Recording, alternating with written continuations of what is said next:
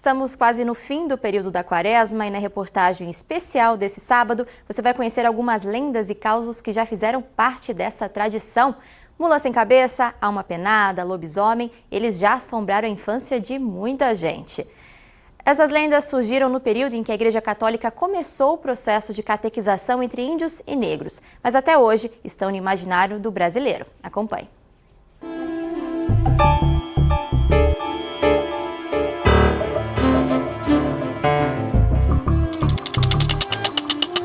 São causos que fazem parte do imaginário brasileiro.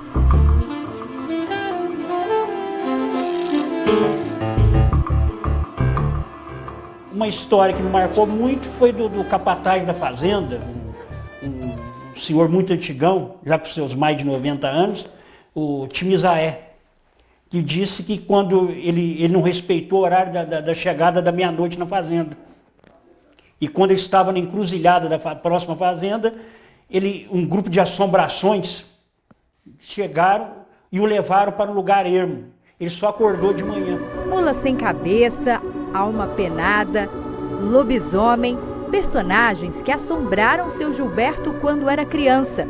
Todos eles saíam de um submundo durante o período da Quaresma. Criávamos a imagem de que existia mesmo assombração por perto. Então, normalmente nós não saímos para o terreiro, nós ficávamos quietos dentro de casa, qualquer barulho a gente ficava assustado. Foram incutidos na nossa cabeça esse medo, na época da Quaresma, de assombração. Quem cresceu na roça, com certeza, já ouviu alguma história de assombração. Seu Messias nunca mais esqueceu do lobisomem que teria atacado a fazenda da família em 1931. As janelas estavam todas arranhadas e a porta também, com sulcos de arranhões na porta. E os porcos estavam todos mortos e ele andou destrinchando os porcos. E os cachorros, eram 3 cachorros que estavam mortos também. Na época, ninguém duvidou do acontecido. Reunia, meu avô tinha uma capa preta, daquelas capas de boiadeiro, então entrava tudo debaixo da capa dele para assistir, para ouvir a história, né? Aí depois, quem que era o primeiro? Ninguém queria ser o primeiro a ir para a cama, né?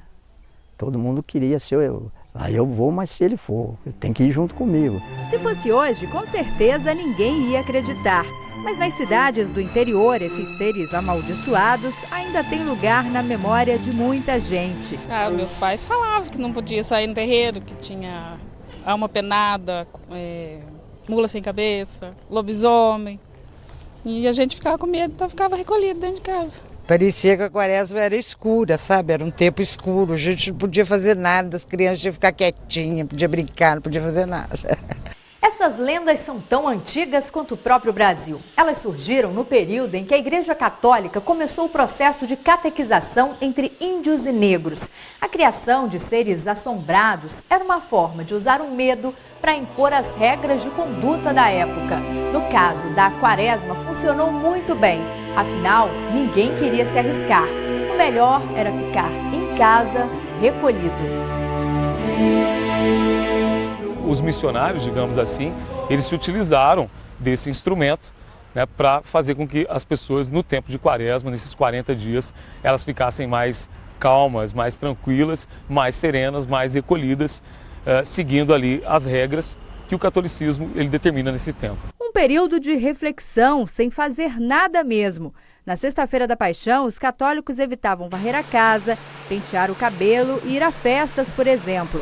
Vão seguir algumas regras de conduta, porque isso foi passado de pai para filho. Basta ver, por exemplo, na quarta-feira de cinzas, quando as igrejas ficam lotadas, porque seguia-se ali uma tradição portuguesa também, que você precisa ser marcado com as cinzas, porque senão o diabo vai te atentar durante toda a Quaresma. A Quaresma começa logo depois do Carnaval, na quarta-feira de cinzas, e termina na quinta-feira santa, que antecede o domingo de Páscoa. São os 40 dias que Cristo passou no deserto sendo tentado. Esse professor de teologia explica que o número 40 carrega muito simbolismo na Bíblia. No caso específico da Quaresma, são os 40 dias que antecedem a Páscoa, mas também fazem referência aos 40 dias de Jesus no deserto, aos 40 anos do povo em preparação para a posse da terra prometida, faz referência também aos 40 dias de purificação de Nossa Senhora, ou ao tempo da ressurreição de Jesus até a ascensão, e alguns reinados bíblicos no Antigo Testamento. Então é um número simbólico. Muito mais que duração de dias, significa sempre uma preparação. Essas lendas não nasceram por acaso. Você tem a lenda da mula sem cabeça, né, que na verdade é uma mulher que se apaixonou por um sacerdote e, como penalidade, se transformou em um animal sem cabeça. A referência à mula vem do século XII, quando as mulas eram os meios de transporte dos clérigos. Então aí se penaliza muito a mulher por essa situação. O lobisomem é também uma outra lenda, mas o lobisomem já vem da mitologia grega. Isso foi incorporado pela tradição, digamos, cristã medieval. Em Campanha, por exemplo, a quaresma ainda tem um clima de recolhimento. A rotina parece desacelerar. Muita gente frequenta a igreja, faz orações, o tom é de discrição. Eu também sinto, fica diferente, eu não sei por que não. Deve ser porque tem muita gente religiosa, né, que tem uma energia boa, não é?